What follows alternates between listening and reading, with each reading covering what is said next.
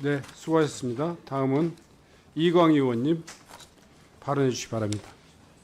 네, 청주 서원구 이광입니다. 김용빈 사무총장님 네. 여쭙겠는데요. 지금 사무총장님은 윤석열 대통령과 서울대 동기이시죠? 네, 맞습니다.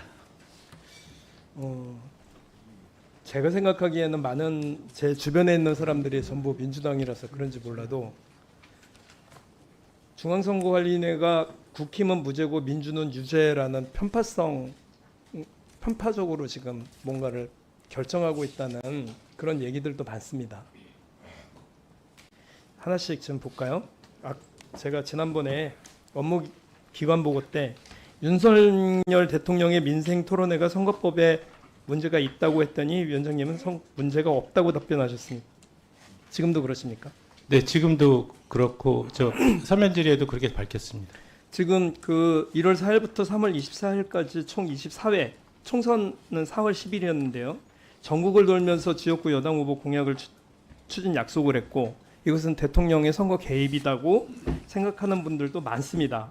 자, 그러면 그렇게 생각하신다면 앞으로 민주당 충북도지사가 충주, 제천, 영동, 음성 등을 돌면서 민생 토론회라는 이런 걸 지방선거를 총선을 앞두고 열고 따뜻한 돌봄과 교육이 있는 늘봄학교를 음성에서 얘기하고 첨단 바이오 중심의 서다를 충주에서 얘기하고 활력 있는 민생 경제를 하겠다고 옥천에서 하고 이렇게 해도 되는 겁니까? 되는 거죠? 바람직한 거냐 아니면 위법이냐? 아니 이거는 확실하게 선거법에 위반이 된다고 판단을 할 수 있는 문제예요. 이거는 정치인의 이렇게 단체장의 중립 의무를 위반한 거예요. 공직자는 이렇게 할 수 없잖아요. 어떤 공직자가 이렇게 할 수 있습니까? 지금 선관위에서 그렇게 선관위원장께서 판단하고 저에게 주신 자료에 의하면 문제가 없다는 건데 그럼 다음 총선 때부터 이렇게 해도 된다는 걸 의미한다는 거죠. 지금 다음 거 좀 넘겨주세요. 한때 이런 게 있었습니다. 2004년도에 노무현 대통령이 하신 거죠. 열린우리당이 표를 얻을 수만 있다면 합법적인 모든 것을 다 하고 싶다고 해서 탄핵소추 받고 선거법 위반이라고 했습니다. 그런데 2015년 박근혜 대통령은 반드시 선거에서 국민께 심판해 주셔야 할 것이라고 얘기를 했는데도 선거법 위반이 아니라고 하셨어요. 이런 과거의 기억이 있습니다. 선관위에 대해서. 다음 거 넘겨주세요. 이 사진 아시죠? 버스에 올라가서 이게 직접 시민이 촬영한 사진으로 고발된 사건이었는데 선거운동 공직선거법에 규정이 되어 있어요. 전기 여객 자동차 지지를 호소하는 행위는 그러하지 아니한다고 분명히 되어 있는데도 불구하고 어떤 결정을 했죠, 선관위가? 어떤 결정하셨습니까? 지금 지적하시는 내용에 대해서 제가 정확하게 파악하지 다음 넘겨주세요. 못했어요. 선관위에서 온 자료에 의하면 네. 서면 경고로 조치했습니다. 다음 넘겨주세요. 이건 분명히 서면 경고로 끝났는데요. 경찰들의 결정은 9월 25일입니다. 최근. 네. 공직선거법에 위반했다고 판단돼서 송치 결정을 합니다. 네. 왜 경찰과 선관위의 결정이 다를까요? 왜 그러냐면 분명한 선거법 위반임에도 불구하고 선관위는 서면 경고 조치를 했기 때문이에요. 네. 이 문제가 있다고 보시지 않으십니까? 자, 다음 거 좀 보여주실래요? 이미 이러한 과거 사례가 너무 많습니다.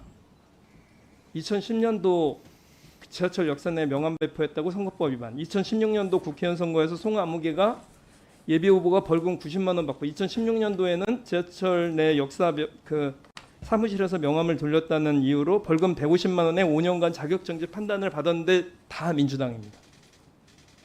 그리고 아까 국민의힘 후보들 같은 경우는 이런 유사한 사례가 났어도 전부 서면 경고거나 거의 없는 걸로. 이게 특정 정당에만 가혹하다고 느끼는 게 그냥 기분 탓일까요? 그렇게 생각은 들지 않고요.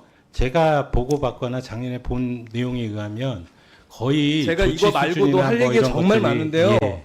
이미 선관위는 지난 대통령이 전국을 돌면서 선거운동을 한 것에 대해서 네. 아무런 아무런 혐의 없음을 판단할 때부터 이미 문제가 있는 거예요. 경고라도 하셨어야 되는 거예요. 네. 저는 제가 보기에 대법원과 헌법재판소 같은 그런 선관위 네. 의장이 있지 않습니까? 그 분들은 대부분이 그 개별 의견과 이유를 공개를 해요.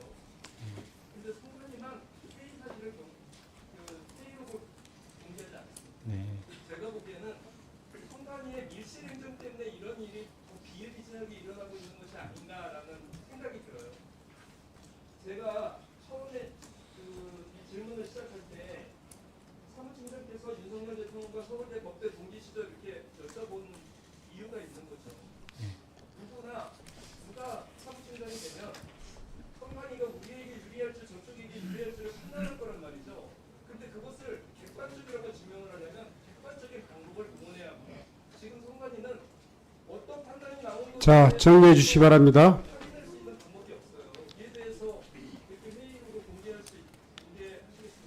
일단 전제로 아까 의원님께서 예를 들은 지방자치단체장 그 활동과 관련해서는요 대통령과 조금 다릅니다. 그래서 공직선거법 규정에 따라서 86조 2항에 의하면 그 지방자치단체장에 대해서 지금 공직선거법 그 규정이 보다 더 지방자치단체장에게 엄하게 규정되어 있다는 점 때문에 좀 달리 볼 네네 달리 볼 소지가 있다는 것을 말씀을 드리고요. 네. 지금 네. 이광희 의원님 이제 그 정리해 주시고요. 네, 마지막으로 10초 내로 정리 마지막 답변해 주십시오. 네. 지금 공정성을 기하기 위해서 저 나름대로는 최선의 노력을 지금 다하고 있고 지금 아마 그 과거의 사례를 지금 들고 예시를 드렸어요. 근데 제가 작년에 와서 보고 지금 조치 결과나 고발 수준 뭐 이런 것들을 전부 검토한 적이 있는데 여야를 막론하고 잘 지금 정리가 되고 있는 것 같습니다. 그리고 지금 네, 서명동 됐습니다. 네. 네, 네. 이 정도로 하시죠. 많이 말씀드린 여론조사 관련돼서도 예. 효과적이에요. 2021년에 자, 이광희 의원님. 않으셨다고 제가 첫 질문 때 말씀드렸잖아요. 네. 지금 선관위가 공정하다고 누가 느끼겠습니까? 자,